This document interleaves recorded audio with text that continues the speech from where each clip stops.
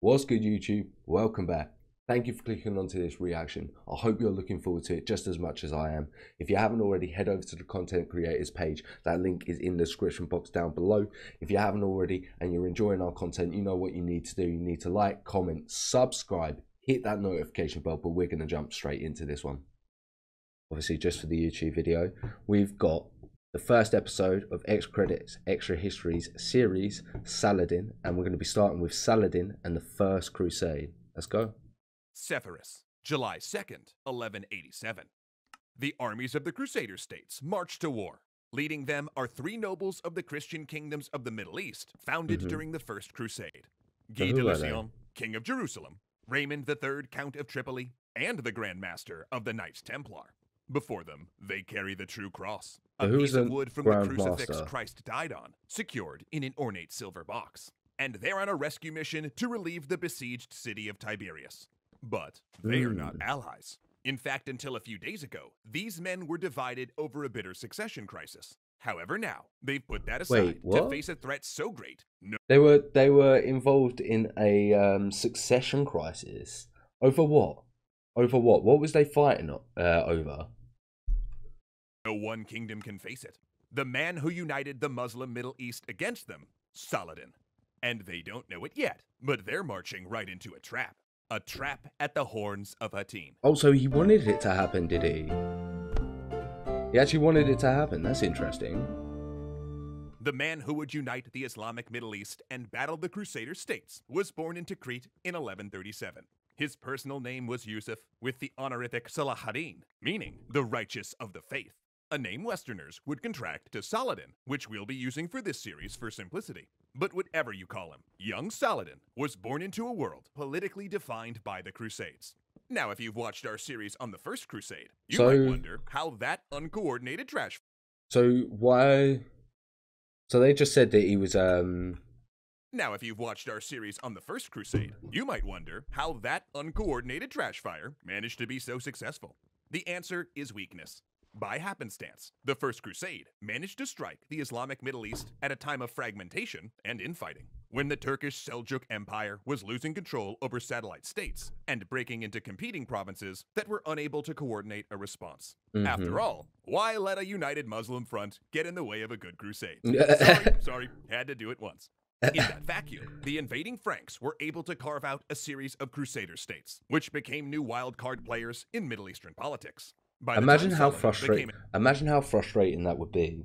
Do you know what I mean? You just having a foreign entity on your coastlines, just with different cultures entirely, different laws, different politics going on, and having influence within your area. And obviously, if you're in charge, you then obviously have to deal with that influence and it have an effect on your kingdom and the place you're ruling. It's quite an interesting dynamic, I think. Was it just Syria that the massacres were really sort of being committed, or do you think that it was a lot there compared to other places? Because I assume that the massacres were just everywhere. A young adult, there were three main kingdoms: the County of Tripoli, the Principality of Antioch, and the Kingdom of Jerusalem. A fourth had fallen to the Turks, sparking a second crusade that failed to capture Damascus. Saladin's family were Sunni Muslims of Kurdish origin and served as soldiers and politicians under a family allied to the Seljuk Turks. Growing up with a classical Islamic religious education and frequent games of polo to train him as a cavalryman, he would actually receive most of his useful tutelage under his uncle, who trained him as a soldier and commander. Now, we could probably do a whole series on Saladin's early life and battles, but for the sake of brevity, let's just say this. The first 4 decades of Saladin's life found him fighting other Muslims far more than the Crusader states. And this is because Saladin and his uncle served under Nur ad-Din, the ruler of the Seljuk Empire's Syrian province. And while Nur ad-Din's leadership was a critical factor in defeating the Second Crusade, he devoted much of his life to consolidating Muslim power in the Middle East, trying to unite the disparate Muslim provinces behind a jihad or holy war, declaring a crusade against the Crusaders. Of course, political, religious, and ethnic divisions stood in the way of unity, but Nur ad-Din believed the only way to defeat the Crusader states and reclaim their territory, especially the holy city of Jerusalem, was to create an allied force among the Muslim states. As part of that effort, Saladin and his uncle took control of Egypt, which they actually took control of Egypt. Then when his uncle died, the young Saladin took over as Vizier of Egypt, where the charismatic soldier showed great talent for leadership, particularly in attracting talent through generosity, until he was declared Sultan by his patron, the Abbasid Caliph in Baghdad. Oh, okay, Saladin so that's also how he was began made putting his Sultan. brothers and sons in high-ranking positions, building his family into what would be the Ayyubid dynasty. And when Nur ad-Din died, Saladin took on his mission. Once again, fair putting your family members into the positions, do you know what I mean? I understand, it's definitely something that I'd think about doing. Islam against the Crusader states via force when necessary. By 1186, he'd been named the Sultan of both Egypt and Syria, skirmished with the secretive assassins, and had become famous Egypt for and largely Syria. fighting other Muslims. He mounted a propaganda campaign, arguing that his conquest was necessary to defeat the infidels, but critics pointed out that when he did battle the Crusaders, he didn't always win. Okay. Eventually, though, he finally had sufficient force to confront the Crusaders. He might not have always won, but it seems like he's trying. He definitely seems like he's trying, which is a big thing. And it seems like he's got a lot of power, a fair bit of prestige, and is willing to fight hand in hand. Like, what more could you want, really?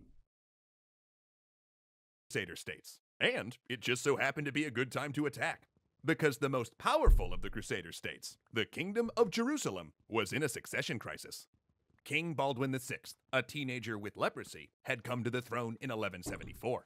Unable to have children and expected to die at any time, Baldwin was surrounded by plots throughout his 11-year reign, with Raymond III, Guy de Lusignan, his sister Sibylla, and a freebooting noble named Reynold of Chatillon among the chief plotters. When Baldwin died, followed by Sibylla's son that he'd named as his heir, who also had leprosy by the way, the nobles nearly came to blows. So to keep the crown away from... Oh, mate, there's power vacuums are always just so entertaining to see. You need to sort out a clear heir when you're in these situations. You need to sort out a clear heir, a clear succession, because otherwise you're just going to be putting yourself into a no-win situation, and for your kingdom to fall afterwards, and for your family to be split apart. You're trying to make this nuclear family and trying to make it so that your family will stay on the throne forever, yet you're not sorting out a bloody succession idea or plan. You fools, you idiots. From Guy, Sibylla became the compromise candidate. But then upon her coronation, she shocked the court by marrying Guy, thus putting him on the throne. An event so divisive, Raymond temporarily allied him. What? The nobles nearly put by Sibylla's son named Reynold of Chatillon among the chief plotters. When Baldwin died, followed by Sibylla's son that he'd named as his heir, who also had leprosy by the way, the nobles nearly came to blows. So to keep the crown away from Guy, Sibylla became the compromise candidate. But then upon her coronation, she shocked the court by marrying Guy, thus putting him on the throne. An event so divisive, Raymond temporarily allied himself with Saladin against the Kingdom of Jerusalem, which... Once again, I understand why he's done that. You'd be fuming. You come to this agreement, and then it basically gets walked back on, and you just go behind each other's backs. That's absolutely hilarious. Just goes to show that politics often played as much a role as religion during these conflicts. Ow. Meanwhile, Reynold of Chatillon, a man who... Politics and religion was hand in hand. We had this conversation on a stream the other day. Just hand in hand, especially during these times. Who acted more like a pirate than an idealized image of a knight, was provoking Saladin. He began raiding Muslim trade routes on the Red Sea, striking close to Mecca and Medina. But it was his plundering of a pilgrim caravan headed to Mecca in 1186 that made Reynold one of the most hated men in the Muslim Middle East. Why was that hated? Retaliation, Saladin sprung his trap. Oh, because he besieged the fortress of Tiberias. Of course, it's because he was raiding. He raided Mecca and Medina. But it was his plundering of a pilgrim caravan headed to Mecca in 1186 that made Reynold one of the most hated men in the Muslim Middle East. In retaliation, Saladin... But he was on their side as well. So what are you doing? Sprung his trap. He besieged the fortress of Tiberias, knowing that the Crusaders would be forced to attempt a rescue. And they did. The rivals put their squabbles aside and formed an alliance to crush Saladin. Though really, even then they argued. Raymond insisted it was a trap, that Tiberias, which was his fort commanded by his wife, should be sacrificed. But the others called him a coward, so they marched.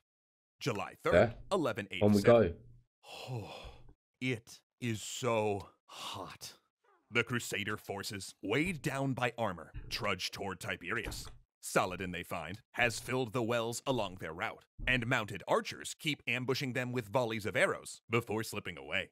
The plan had been to march to Tiberias in a day, but wounded How long men are did it slowing take them them? down, Yeah, so of they course. decide to stop at a spring for the night.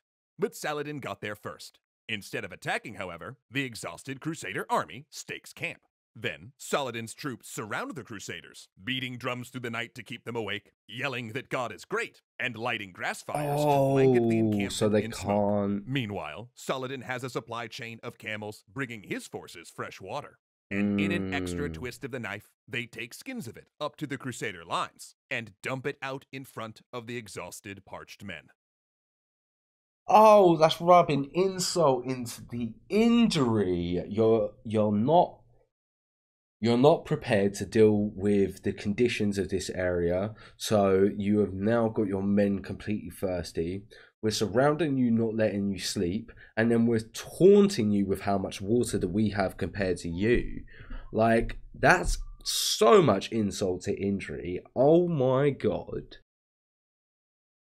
The next morning, exhausted and choked by smoke, the Crusaders make a desperate drive toward the springs at the village of Hattin. If you're that desperate, you would. The demoralized Crusaders smash against Saladin's infantry, pierced by an unending rain of arrows. At this point, Raymond, who had not wanted this plan in the first place, gives up and manages to break his forces through and flee to Lake Tiberias where he can withdraw. Saladin lets him go. He wants King Guy. He wants Jerusalem.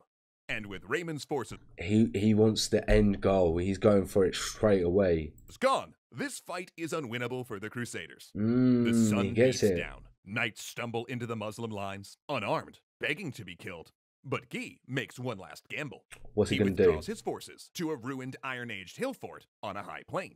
Two low hills, the horns of Hattin, guard the approach.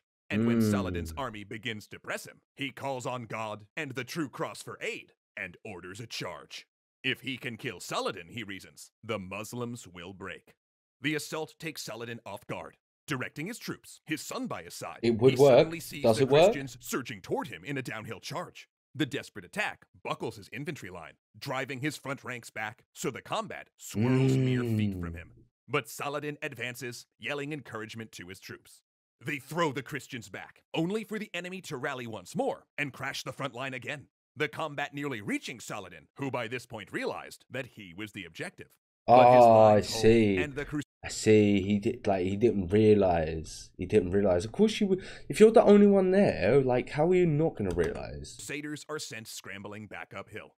His son says it's but he just beat them off. These men just beat them off like they were flies. over. But Saladin says it will not be over until the king's opulent tent falls. Nice. But as he says this, he sees the canvas topple in the distance. Wait, what? Sultan dismounts and prostrates himself in prayer. God, I would understand why. Do we know why the tent in that just collapsed? Or what happened? Given victory. Saladin has just annihilated the military power of the Crusader states, captured the king of Jerusalem, taken their most holy relic, and now the city of Jerusalem lies nearly undefended. Did you all know? Very good. Very, very good. We'll jump straight into the next one in a second.